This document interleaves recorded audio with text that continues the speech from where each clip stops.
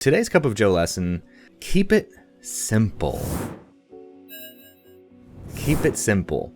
Not always easy to do, is it?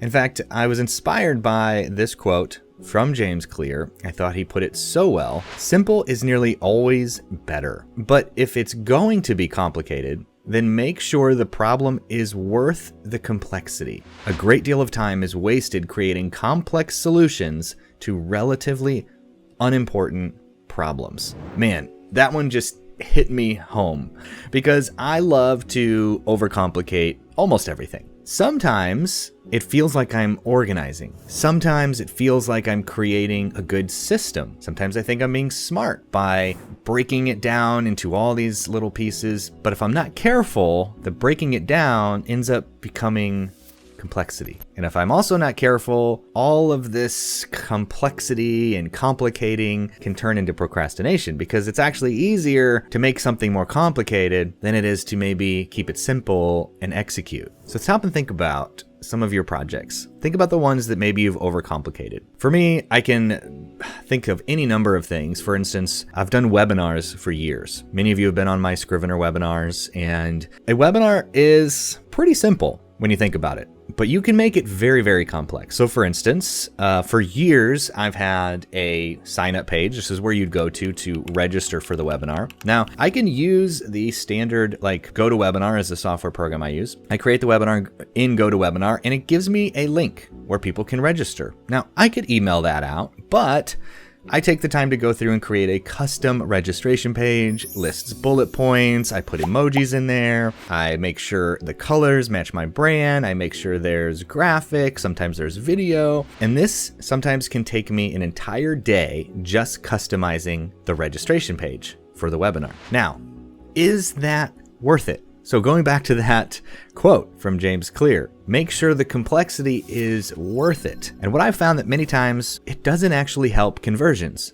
So the things that's worth it, my time would be better spent to focus on the presentation, the training of Scrivener, right? Because that's what really people care about. They're going to register regardless of how pretty that registration page is. But it's easy to get lost in all the details and of course down rabbit trails and reading different blogs and books from marketers saying this will raise your conversions, this will get you that many more registrations and so forth and so forth. But you've got to always be questioning, is this worth the extra complexity and the extra time it's going to take? There's a few different ways that I've gone about kind of checking myself on this. And if you're not careful, again, because I love customizing pages, I love the design of that. And so for me, that's a trigger. For me, it's a very easy, slippery slope to wind up in procrastination instead of, studying Scrivener, studying my presentation, making tweaks to my script, those kind of things. That's actually the harder work than customizing a registration page. Sometimes I don't like the answer when I'm honest with myself. So that's just one example of many of times where I've overcomplicated things and the ROI just wasn't there on it. So you have to be careful. All right, there's another quote that I love here that I'm going to share with you. The ability to simplify means to eliminate the unnecessary so that the necessary may speak. How many of you can relate with that feeling that once you've simplified something, all of a sudden you can think clearly? You can see more clearly.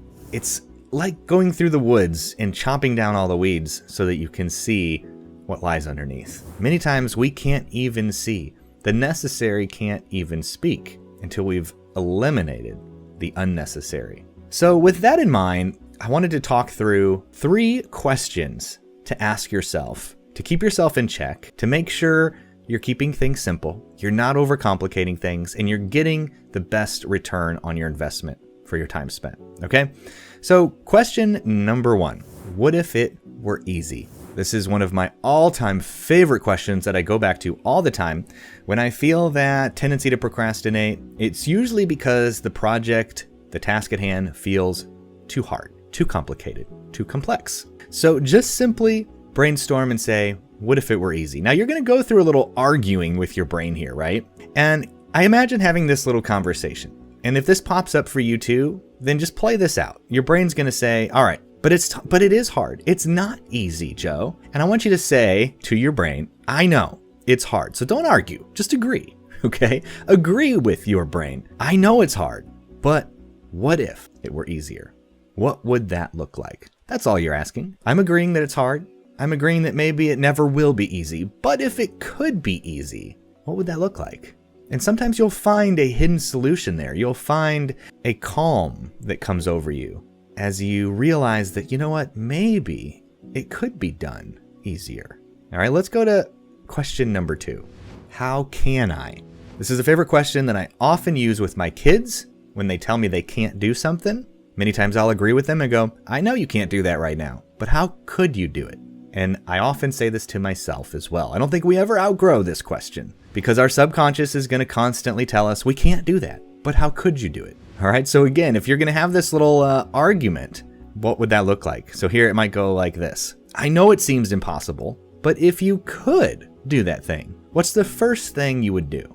All right. So that's a way to kind of overcome the resistance, the natural resistance that you might feel. And if you go into that argument with your brain, well, I can't because there's just no way, and X, Y, Z, and excuse, and just say, okay, I know, I understand that. But hypothetically, if you could do that thing, what's the first thing you would do? All right, let's go to question number 3. What if I could only subtract to solve this problem? This is a fun little exercise. Think about that project, that thing that's overly complex, that's overly hard, that you're resisting, that you know you need to do, but for some reason you just can't seem to make yourself do it. Maybe there's something there. You don't need to add to the project. You only need to subtract. What if that was your only way to move that project forward, was to subtract something from it? Many times we often get stuck in thinking we need to add, we need to add, we need to do. What if we just needed to subtract something from it? So 3 questions to ask yourself to give yourself a little bit more clarity, to help you simplify, and to help keep yourself in check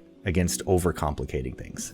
All right, what am I missing here? What else can you all add to this conversation? How have you been able to keep things simple? Do you have any other magic questions that I can add to this list? The other thing that you could do here is the classic psychology tip of pretend you're having a conversation with a friend. Many times the advice that we give to our friends and family is the same advice that we should take. So if somebody were coming to you with the same problem that you have, what would you advise them to do? Sometimes we're just too close to our own problems, and we need to step back and we need to get a different perspective. And that's what these questions have helped me do, and I hope that they help you do as well. Sometimes, simplicity, going back to the subtraction thing, maybe it's not subtracting anything from a particular project. Maybe it's something that's around our life that's affecting that particular project. Maybe it's subtracting social media for a season. Maybe it's subtracting the news for a couple days. If you're feeling overwhelmed, if you're feeling anxiety, if you're feeling like you're having trouble focusing, maybe it has nothing to do with your sleep, your diet, your exercise. Maybe it just has something to do with your consuming too much of the news, and subconsciously it's affecting you. So that's just a simple strategy and an example of how sometimes subtraction could be exactly what you need. So survey not just your work, not just your project, but your overall environment. Maybe you need to subtract something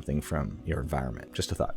All right, Unchained Riders, big group hug, virtual high fives all around. Don't forget to give yourself that well-deserved pat on the back.